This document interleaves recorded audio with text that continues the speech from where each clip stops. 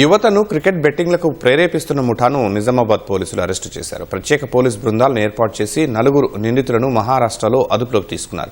నిందితులు గత ఏడాది కాలంగా క్రికెట్ బెట్టింగ్ ద్వారా సుమారు 80 లక్షల లావాదేవీలు జరిపినట్లు విచారణలో వెల్లడైంది.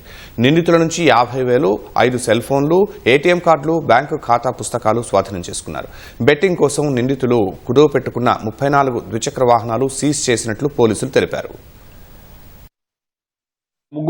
అక్యూజ్ మనం ఒక 4 అక్యూజ్ ని పట్టుకున్నామండి. దీంట్లో 3 ముఖ్యంగా ఉన్నారు.